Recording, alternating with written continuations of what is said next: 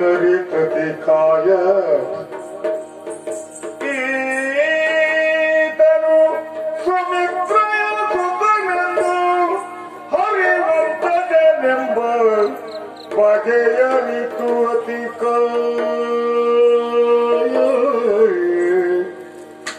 ಬರದಿ ತನ್ನೆಯ ರಥವನು ಸೌಮಿತ್ರ ಎಡೆಗೆ ಹಾರಿಸಿ ಹಾರಿಸುವೆರುತ್ತಲಿಯೇ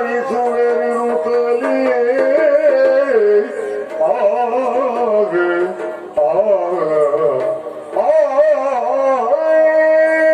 ಊರಿಂದ ಬರ್ತಾ ಇದ್ದಾನಲ್ಲ ಇವ ರಾಮನ ಲಕ್ಷ್ಮಣ ತಿಳ್ಕೊಳ್ಬೇಕಾಗ್ತದೆ. ಆದ್ರಿಂದ ನನ್ನ ರಥವನ್ನ ಸಮೀಪ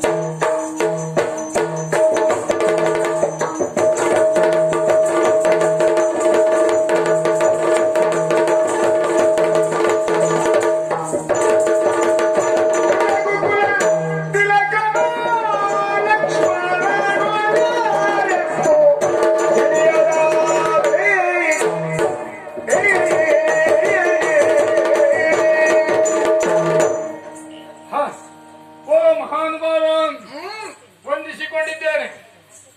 ಅಷ್ಟೇ ಅಲ್ಲ, ನಾನು ತಿಳಿದುಕೊಂಡ ಹಾಗೆ ಎಷ್ಟು ಕೋಟಿ ಸಂಖ್ಯೆಯಲ್ಲಿ ಬಂದಿದೆ ನಿಮ್ಮ ಸೇನೆ.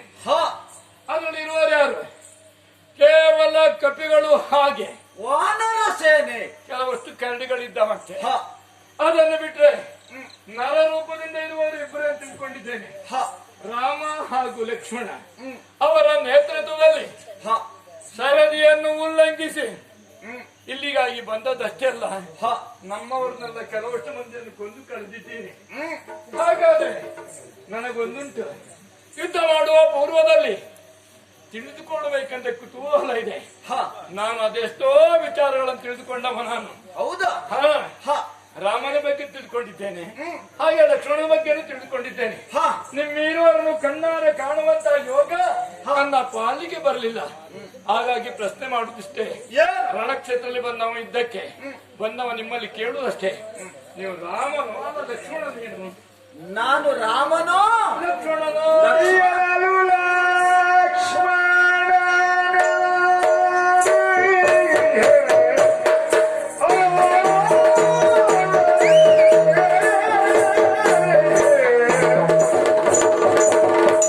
Yeah.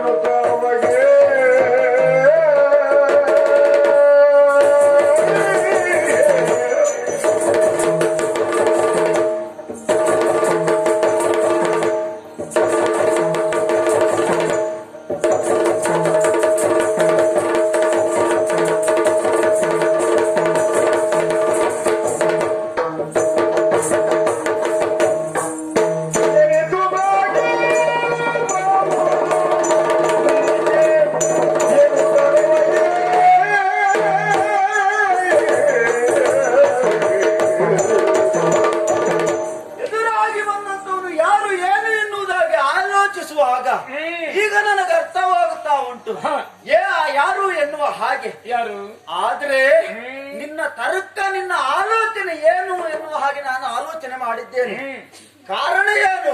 ಏನು? ಎದುರಾಗಿ ಬರುತ್ತಾ ಇರುವವನು ಯಾರು ಎನ್ನುವ ಹಾಗೆ ಆಲೋಚನೆ ಮಾಡ್ತಾ ಬೇಕು ಇದ್ದೆ. ತಿಳ್ಕೊಳ್ಬೇಕಂತ. ಅಷ್ಟೇ ಅಲ್ಲದೆ ನನ್ನಲ್ಲೇ ನೀನು ಪ್ರಶ್ನೆ ಮಾಡ್ತಾ ಇದ್ದೀಯ. ಎದುರಾಗಿ ಬರುತ್ತಾ ಇರುವವನು ರಾಮನು ಲಕ್ಷ್ಮಣನು ಅಂತ ಅಲ್ವಾ? ಎದುರಾಗಿ ಬಂದಾಗ ಹ. ನಿನಗೆ ಕಂಡದ್ದೇ ಹಾಗೆ ಹಾಗೆ. ರಾಮನ ರೀತಿಯಲ್ಲಿ. ಅಷ್ಟೇ ಅಲ್ಲ, ಹ. ಮತ್ತೆ ಬರುತ್ತಾ ಲಕ್ಷ್ಮಣ ರೀತಿಯಲ್ಲಿಯೂ ಗೋಚರಿಸಿದವನು ನಾನಿದ್ದೇನೆ. ಆದ್ರೆ ನೀನೇ ಹಾಗೆಯೇ ನನ್ನಲ್ಲಿ ಪ್ರಶ್ನೆ ಮಾಡ್ತಾ ಇದ್ದೀಯ. ನೀನು ಯಾರು ಎನ್ನುವ ಹಾಗೆ ನಿನ್ನ ಮನಸ್ಸಿನಲ್ಲಿ ರಾಮ ಅನ್ನುವ ಹಾಗೆ ನೀನು ಆಲೋಚನೆ ಮಾಡಿದರೆ ನಾನು ರಾಮನಾಗಿಯೇ ಕಾಣುತ್ತೇನೆ. ಲಕ್ಷ್ಮಣ ಎನ್ನುವ ಹಾಗೆ ನೀನು ಆಲೋಚನೆ ಮಾಡಿದ್ರೆ ನಾನು ಲಕ್ಷ್ಮಣನ ಹಾಗೆಯೇ ಕಾಣುತ್ತೇನೆ. ನಿನ್ನ ಆಲೋಚನೆ ಹೇಗಿರ್ತದೋ ಅದೇ ರೀತಿಯಲ್ಲಿ ನಾನು ಕಾಣಿಸಿಕೊಳ್ತೇನೆ. ಮತ್ತೊಂದು ವಿಷಯ ಹೇಳುವುದ ನಿನಗೆ, ಒಬ್ಬರ ನಂಬಿಕೆ ಅಂತ ಹೇಳಿ ಇರ್ತದೆ. ನಂಬಿಕೆ ಅಂದ್ರೆ ಹೇಗೆ? ಒಂದು ಕಲ್ಲಿನ ಮೂರ್ತಿಯನ್ನು ಪ್ರತಿಷ್ಠಾಪನೆ ಮಾಡ್ತಾನೆ. ಪ್ರತಿಷ್ಠಾಪನೆ ಮಾಡಿದಾಗ ಅಲ್ಲಿ ಈಶ್ವರನೂ ಕಾಣಿಸಿಕೊಳ್ಳುತ್ತಾನೆ, ಮತ್ತೆ ಬೇರೆ ದೇವರಾಗಿಯೂ ಕಾಣಿಸಿಕೊಳ್ಳುತ್ತಾರೆ. ಈಶ್ವರ ಅಂತ ಹೇಳಿ ತಿಳಿದುಕೊಂಡ್ರೆ ಅವನು ಈಶ್ವರನಾಗಿಯೇ ಕಾಣಿಸಿಕೊಳ್ಳುತ್ತಾನೆ. ಅದಲ್ಲದಿದ್ರೆ ಅದನ್ನು ನಾರಾಯಣ ಅಂತ ತಿಳ್ಕೊಂಡು ಅದು ನಾರಾಯಣ ಆಗ್ತದೆ ಅಲ್ವಾ? ಹೇಳುದು ಯದ್ಭಾವಂ ತದ್ಭವತಿ. ಹಾ. ಇನ್ನೊಂದು ಅದನ್ನು ನಾವು ಸಂಕಲ್ಪ ಮಾಡಿ ಯಾವ್ದನ್ನು ಪೂಜೆ ಮಾಡ್ತೇವೋ ಹ. ಅಚ್ಚಕಚ್ಚ ಪ್ರಭಾವೇನ ಶಿಲಾಭವತಿ ಶಂಕರ ಅಂತೇಳಿ ಅಲ್ವಾ? ಒಂದು ಕಲ್ಲಿನ ಮೂರ್ತಿಯು ಶಂಕರನಾಗ್ಲಿಕ್ಕೆ ಸಾಧ್ಯತೆ ಉಂಟು. ನಿನ್ನ ಮನೋಭಾವನೆ ಹೇಗೆ ಎನ್ನುವುದಾಗಿ ನಾನು ತಿಳಿದುಕೊಂಡವನಿದ್ದೇನೆ. ಹೇಗೆ ಧನ್ಯತ್ವ ಭಾವ ಯಾರಲ್ಲಿ ತೋರಿಸಬೇಕು ಅವರಲ್ಲಿ ನೀನು ಧನ್ಯತ್ವ ಭಾವವನ್ನು ತೋರಿಸಿಕೊಳ್ಳುತ್ತೀಯ. ಕ್ರೂರ ಭಾವವನ್ನು ಯಾರಲ್ಲಿ ನೀನು ತೋರಿಸಿಕೊಳ್ಳಬೇಕು ಅವರಲ್ಲಿ ನೀನು ಕ್ರೂರ ಭಾವವನ್ನು ತೋರಿಸಿಕೊಳ್ತಾ ಇದ್ದೀಯ. ನನ್ನಲ್ಲಿ ನೀನು ಕ್ರೂರ ಭಾವವನ್ನು ತೋರಿಸಿಕೊಳ್ಳಬೇಕು ಅಲ್ವಾ, ಧನ್ಯತ್ವ ಭಾವವನ್ನು ತೋರಿಸಿಕೊಳ್ಳಬೇಕು ಎನ್ನುವ ಹಾಗೆ ಗೊಂದಲದಲ್ಲಿ ನೀನು ಇಲ್ಲಿವರೆಗಾಗಿ ಬಂದಿದ್ದೀಯ. ಗೊಂದಲ ಇಲ್ಲ, ಯಾರು ಅಂತ ತಿಳ್ಕೊಳ್ಬೇಕಷ್ಟೇ ಅಲ್ವಾ? ನೀನು ಹೇಗೆ ತಿಳಿದುಕೊಳ್ಳುತ್ತೀಯೋ ಅದೇ ರೀತಿಯಲ್ಲಿ ನಿನಗೆ ನಾನು ಕಾಣಿಸಿಕೊಳ್ತೀನಿ. ಹೌದಾ?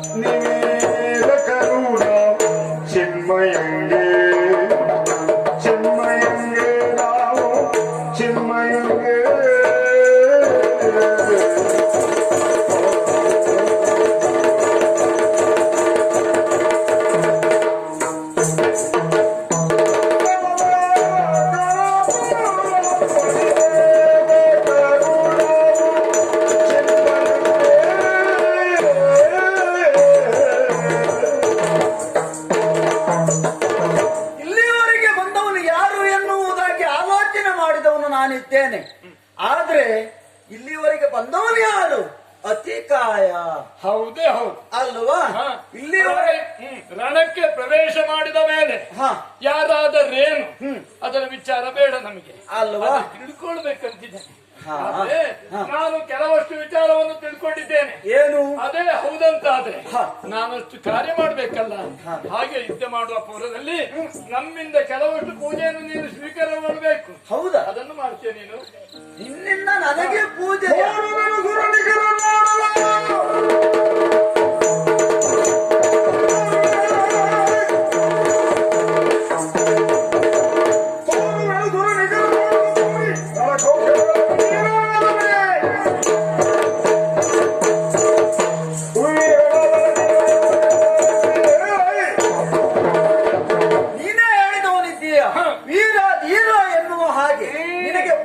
ಸಲ್ಲಿಸಬೇಕು ಎನ್ನುವ ಹಾಗೆ ಹೇಳ್ತಾ ಇದ್ದೀಯ. ಪೂಜೆಯನ್ನು ಸಲ್ಲಿಸುವುದಾದರೆ ಯಾವ ರೀತಿ? ಅದು ಬೇಕಲ್ಲ ನಿನಗೆ. ಹೌದೇ ಹೌದು. ಪೂಜೆಯನ್ನು ಸಲ್ಲಿಸಿಕೊಂಡು ಕ್ರಮ ಉಂಟು.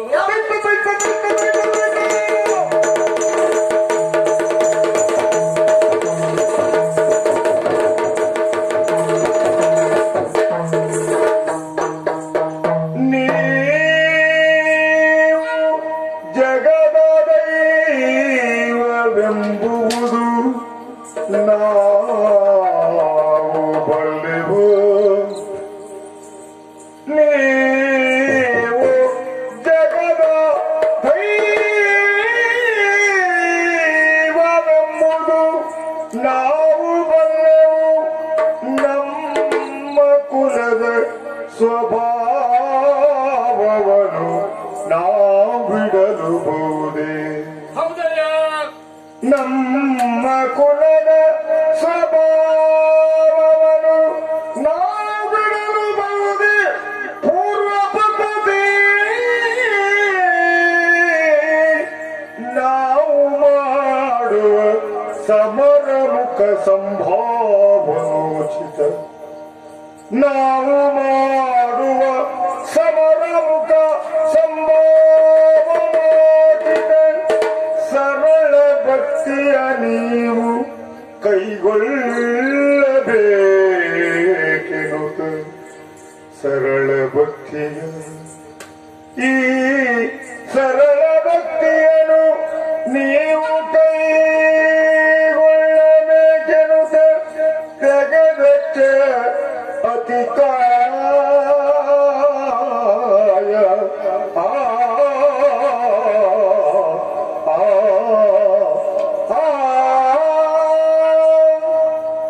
ಸ್ವಾಮಿ, ನೀವು ಯಾರು ಏನು ಎಂದು ತಿಳಿಯದೇ ಇದ್ದವ ಮೂರ್ಖ ನಾನಲ್ಲ. ಸರ್ವತಾ ಯಾರು ಎಂಬುದನ್ನು ತಿಳಿದುಕೊಂಡಿದ್ದೇನೆ. ನೀವೇನು ಸಾಧಾರಣದವರಲ್ಲ ಎಂಬುದು ಸ್ಪಷ್ಟವಾಗಿ ಅರ್ಥವಿಸಿಕೊಂಡ ನಾನು ಕೆಲವಷ್ಟು ವಿಚಾರಗಳನ್ನು ತಿಳಿದುಕೊಂಡಿದ್ದೇನೆ. ಅಂತ ಮಹಾಮಯವನ್ನು ಕಾಣುವಂತ ಯೋಗ ನನ್ನ ಪಾಲಿಗೆ ಬಂತಲ್ಲ, ನನ್ನ ಧನ್ಯತೆ ಉಂಟು, ಧನ್ಯತೆ ಉಂಟು. ನನ್ನ ಜೀವನವೇ ಸಾರ್ಥಕವಾಯಿತು ಅಂತ ಭಾವಿಸಿಕೊಳ್ತೇನೆ. ಆದ್ರೆ ಏನು ಮಾಡೋಣ, ಯುದ್ಧ ಕ್ಷೇತ್ರಕ್ಕಾಗಿ ಬಂದಾಗಿದೆ. ಹಾಗಾಗಿ ಅಲ್ಲಿ ನಿಮ್ಮನ್ನು ಉಪಚಾರ ಮಾಡಿ ಅಲ್ಲ ಆಧರಿಸಿ ಪೂಜೆಯನ್ನು ಕೈಗೊಳ್ಳುವುದಕ್ಕೆ ಅಸಾಧ್ಯವಾಗಿದೆ. ಜೊತೆಗೆ ನಮ್ಮ ಕುಲದ ಧರ್ಮವೂ ಒಂದುಂಟು ಲೋಕದಲ್ಲಿ. ಹಾಗೆ ಈ ಪ್ರಪಂಚವೇ ಹಾಗೆ ದ್ವಂದ್ವಮವಾಗಿರ್ತದಲ್ಲ, ಒಂದೇ ರೀತಿ ಇರುವ ಯಾವುದೇ ಪರಿಪಾಠ ಇಲ್ಲ. ಹಗಲು ರಾತ್ರಿ ಕಷ್ಟ ಸುಖ ಹಾಗೆ ಅನೇಕ ರೀತಿ ದ್ವಂದ್ವಮಯ ಪ್ರಪಂಚದಲ್ಲಿ ಸುರರು ಅಸುರರು ಎರಡು ವರ್ಗ ಉಂಟು. ನಾವೆಲ್ಲ ಅಸುರ ವರ್ಗಕ್ಕೆ ಸೇರಿದವರು. ಹಾಗಂತ ನಮಗೆ ಬೇರೆಯಾದ ಧರ್ಮ, ನಿಮಗೆ ಬೇರೆಯಾದ ಧರ್ಮ. ಧರ್ಮ ಎರಡೂ ಒಂದಾಗಿರುವುದಕ್ಕೆ ಸಾಧ್ಯತೆ ಇಲ್ಲ. ಲೋಕದ ನಿಯಮವೇ ಹಾಗೆ. ಹಸುವೊಂದು ಹುಲ್ಲನ್ನು ಮೇಯ್ತದೆ, ಅದಕ್ಕದು ಧರ್ಮವೇ ಆಗಿರ್ತದೆ. ಹಾಗಂತ ಹುಲಿಯು ಹುಲ್ಲನ್ನು ಮೇಯುವುದಕ್ಕಾಗುವುದಿಲ್ಲ, ಅದು ಅಧರ್ಮವೆನಿಸಿಕೊಳ್ತದೆ ಅಲ್ವಾ. ಹಾವು ಹುತ್ತದಲ್ಲೇ ಇರ್ತದೆ, ಅದಕ್ಕದು ಧರ್ಮವೇ ಆಗಿರ್ತದೆ. ಹಾಗಂತ ನೀರಿನಲ್ಲಿ ಇರುವುದಲ್ಲ, ನೀರಿನಲ್ಲಿ ಮೀನೇ ಇರ್ತದೆ, ಅದು ಅದಕ್ಕೆ ಧರ್ಮ. ಈ ಲೋಕದ ಧರ್ಮ ಹಾಗೆ ಇರಬೇಕಾದ್ರೆ ನಾವು ಏನು ಮಾಡೋಣ? ನಮ್ಮ ಅಸುರ ಧರ್ಮದಂತೆ ಯುದ್ಧಕ್ಕಾಗಿ ಬಂದಿದ್ದೇನೆ. ಬಂದ ನಾನು ನನ್ನ ಸ್ವಯಂ ಧರ್ಮವನ್ನುಂಟಲ್ಲ, ಅದನ್ನು ನಾನು ಮಾತಾಡಬೇಕಾಗ್ತದೆ. ಹಾಗಾಗಿ ಮೊದಲಾಗಿ ನಿಮ್ಮನ್ನು ಅರ್ಚಿಸಬೇಕು, ಆಮೇಲೆ ಧ್ಯಾನಿಸಬೇಕು. ಅದಕ್ಕೆ ನಾನು ಇಷ್ಟನ್ನು ತಿಳ್ಕೊಂಡಿದ್ದೇನೆ. ನಿಮ್ಮ ಚರಿತ್ರೆಯನ್ನು ಹಾಡಿ ಹೊಗಳಿದ್ರೆ ಅದು ಅರ್ಚನೆ ಆಗ್ತದೆ. ನೀವು ಸಾಧಾರಣದವರಲ್ಲ. ರಾಮಚಂದ್ರ ಇದು ಅವತಾರ, ಶ್ರೀಮನ್ನಾರಾಯಣನ ಅನೇಕ ಅವತಾರ ಮಾಡಿದ್ದಾನಂತೆ. ಒಂದೊಂದು ಕಾಲಕ್ಕೆ ಒಂದೊಂದು ಅವತಾರ, ಬೇಕಾದಷ್ಟು ಅವತಾರ, ಲೆಕ್ಕ ಸಂಖ್ಯೆಯದಷ್ಟು ಅವತಾರ ಮಾಡಿದ ರಾಮಚಂದ್ರ. ಹಾಗೆ ಅವತಾರ ಮಾಡಿದ ರಾಮಚಂದ್ರನನ್ನು ನಾವು ಹೊಗಳುವುದೇ ಹೇಗೆ ಮಂತ್ರದಿಂದ? ಅವನು ಮಾಡಿದ ಘನಕಾರ್ಯವನ್ನು ಅರ್ಚಿಸಿ ಪುಷ್ಪವನ್ನು ಎರಚುವುದಲ್ವಾ ಹೇಳಿದ ಘನಕಾರ್ಯ. ಹಾಗೆ ನಾನು ಅದನ್ನೇ ಮಾಡ್ತೇನೆ. ಈಗ ಪ್ರಾರಂಭದಲ್ಲಿ ಮಾಡುವುದಷ್ಟೇನೆ. ಇಡೀ ಪ್ರಳಯ ಕಾಲದಲ್ಲಿ ಎಲ್ಲ ಬೆಳೆದು ಹೋಗಿತ್ತು.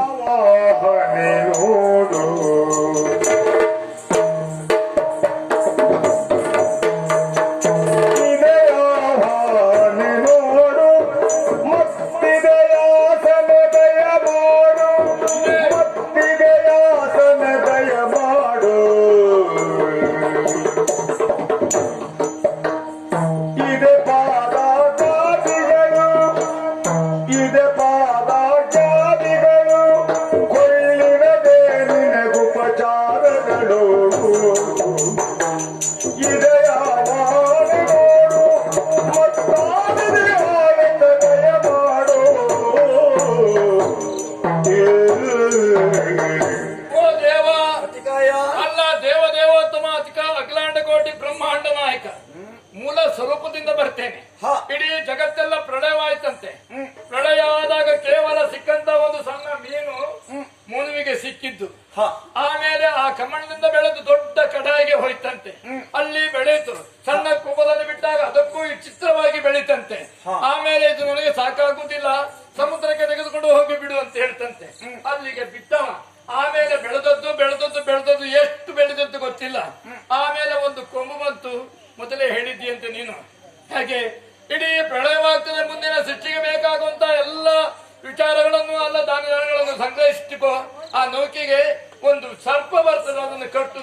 ಹೀಗೆ ಅಂತ ಹೇಳಿದೆಯಂತೆ. ಆಮೇಲೆ ಆ ಸರ್ಪವೆಲ್ಲ ಹಿಡಿದುಕೊಂಡು ಇಡೀ ಪ್ರಳಯ ಕಾಲಷ್ಟು ಬೋಧನೆಯನ್ನು ಮಾಡಿ ಸಂಚಾರ ಮಾಡಿತಂತೆ. ಆ ಸಮಯದಲ್ಲಿ ಎಲ್ಲೋ ಅಪ್ಪಿತಪ್ಪಿ ಸ್ವಲ್ಪ ಬ್ರಹ್ಮನಿಗೆ ನಿದ್ದೆ ಬಂದಾಗ ತಮಾಸುರ ಎಂಬಂತ ಒಬ್ಬ ದೈತ್ಯ ಬ್ರಹ್ಮನ ಆ ವೇದಗಳನ್ನು ಅಪಹರಿಸಿದಂತೆ. ಮತ್ಸ್ಯ ರೂಪದಿಂದ ಆ ತಮಾಸುರನ್ನು ಕೊಂದ. ಓ ಮತ್ಸ್ಯ ರೂಪಿಯೇ ನಮೋ ನಮ. ಅಲ್ಲ, ಈ ದೇವತೆಗಳೆಲ್ಲ ಎಲ್ಲವನ್ನು ಕಳೆದುಕೊಂಡು ಸಮುದ್ರದಲ್ಲಿ ಪಾಲಾದಾಗ ಸಮುದ್ರ ಮತನನ್ನು ಮಾಡುವುದಕ್ಕೆ ಆಧಾರವಾಗಿ ಬೆನ್ನು ಕೊಟ್ಟು ನಿಂತ ಓ ಕೂರ್ಮ ರೂಪವೇ, ಆ ಪರ್ವತವೇ ಅಲಗಾಡುವುದಕ್ಕೆ ಶುರು ಮಾಡಿದಾಗ ಮೇಲೆ ಅಜಿತ ನಾಮಕನಾಗಿ ನಿಂತವ. ಆ ಭಾರವನ್ನು ಸಮತೋಲನ ಓ ಅಜಿತನೇ. ಅದಲ್ಲ, ಎಲ್ಲ ವಸ್ತುಗಳು ಬಂದಾಗ ಕೊನೆಯಲ್ಲಿ ಬಂದ ಯಾವುದು? ಲಕ್ಷ್ಮಿಯ ಕಡಲಲ್ಲಿ ಬಂದಂತ ಪಾಲ್ಗಡಲಲ್ಲಿ ಉದಿಸಿ ಬಂದ ಲಕ್ಷ್ಮಿಯನ್ನು ಉದಿಸುವುದಕ್ಕೆ ಬಂದ ಓ ನಾರಾಯಣನೇ. ಹಾಗೆ ಅನೇಕ ರೂಪವನ್ನು ಮಾಡಿದಿ. ಅದಲ್ಲ, ಆಮೇಲೆ ಒಂದು ವಿಚಿತ್ರವಾದ ವರವನ್ನು ಕೇಳಿದ. ನಮ್ಮವರೇ ಆದ ನಮ್ಮ ಪೂರ್ವಿಕರು ಕೇಳಿದ ವರ. ಹೇಗೆ? ಹಗಲು ಅಲ್ಲ, ರಾತ್ರಿ ಅಲ್ಲ, ಒಳಗೂ ಅಲ್ಲ, ಹೊರಗೂ ಅಲ್ಲ, ಮೇಲೂ ಅಲ್ಲ, ಕೆಳಗೂ ಅಲ್ಲ, ಅಸ್ತ್ರವಲ್ಲ, ಶಸ್ತ್ರವಲ್ಲ, ಮನುಷ್ಯನಲ್ಲ, ಪ್ರಾಣಿ ಅಲ್ಲ, ಅಂತದ್ರಿಂದ ವರ ಬರ್ಲಿ, ನನಗೆ ಮರಣ ಬರ್ಲಿ ಹಾಗಂತ ಕೇಳಿದವರಿಗೆ ನೀನು ಬಂದದ್ದು ಹೇಗೆ? ಅಸ್ತ್ರವಲ್ಲ, ಶಸ್ತ್ರವಲ್ಲ, ಹಗಲು ಅಲ್ಲ, ರಾತ್ರಿ ಅಲ್ಲ, ಮೇಲೂ ಅಲ್ಲ, ಕೆಳಗೂ ಅಲ್ಲ ಎಂಬ ನೆಲೆಯಲ್ಲೇ ಬಂದವ. ನರಸಿಂಹ ಅವತಾರವಾಗಿ ಮಾಡಿ ಬಂದೆ. 3 ಸಂಜೆ ಹೊತ್ತಿನಲ್ಲಿ ಒಳಗೂ ಅಲ್ಲ, ಹೊರಗೂ ಅಲ್ಲ, ಹೊಸ್ತಿನ ಮೇಲೆ ಕುಳಿತುಕೊಂಡೆ.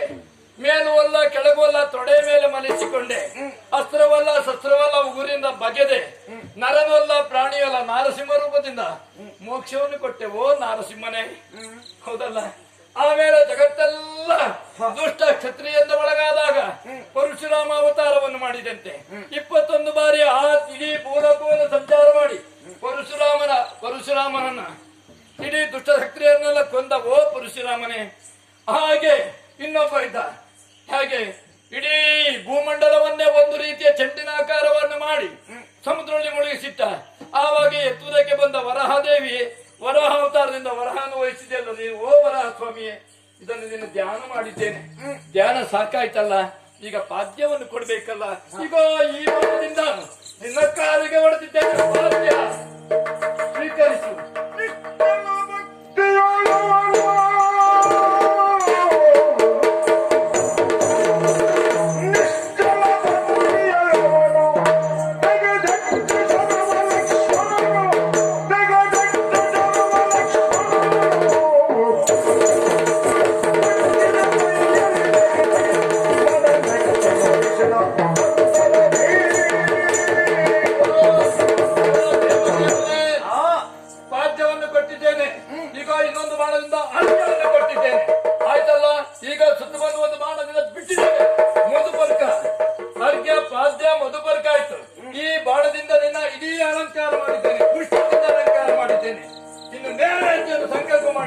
ಅಸಮಾಪಕುತನು ಅಹುದು ಅಸಮಾಪಕುತನು ಅಹುದು ಋಣ ಕುಚಲಯು ಕುಟಿ ನೀನವುದು ಋಣ ಕುಚಲಯು ಕುಟಿ ನೀನವುದು ಅಸುರಾರಿಯ ಪರದಾಣಿ ರಾಕ್ಷಸರುಳು ನಿನಗೆ ಕಾಣಿ ಅಸುರಾರಿಯ ಪಾದದಾಣಿ ರಾಕ್ಷಸರುಳು ನಿನಗೆ ಕಾಣಿ.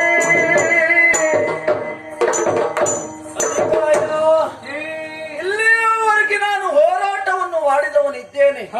ಆದರೆ ಈ ರೀತಿಯ ಹೋರಾಟ ಎನ್ನುವುದು ಇದು ನನಗೆ ಪ್ರಥಮವಾಗಿ ಕಾಣಿಸ್ತಾ ಉಂಟು. ಕಾರಣ ಏನು? ಬಂದಾಗಲೇ ನೀನು ಕೇಳಿದವನು ನೀನು ಯಾರು ಎನ್ನುವ ಹಾಗೆ ನಾನು ಹೇಳಿದವನಿದ್ದೇನೆ. ರಾಮನಾಗಿ ತಿಳಿದುಕೊಂಡರೆ ರಾಮನಾಗಿ ಕಾಣಿಸ್ತೇನೆ. ನಾನು ರಾಮನಾಗಿ ವಿಚಾರ ಮಾಡಿದ್ದು. ಲಕ್ಷ್ಮಣನಾಗಿ ನೀನು ನೋಡಿದ್ರೆ ಲಕ್ಷ್ಮಣನಾಗಿಯೇ ಕಾಣಿಸಿಕೊಳ್ಳುತ್ತೇನೆ. ನಿನ್ನ ಭೇದವನ್ನು ಎಣಿಸಲಿಲ್ಲ ನಾನು ಅಲ್ವಾ? ನೀನು ತಿಳಿದುಕೊಂಡದ್ದು ಹೇಗೆ?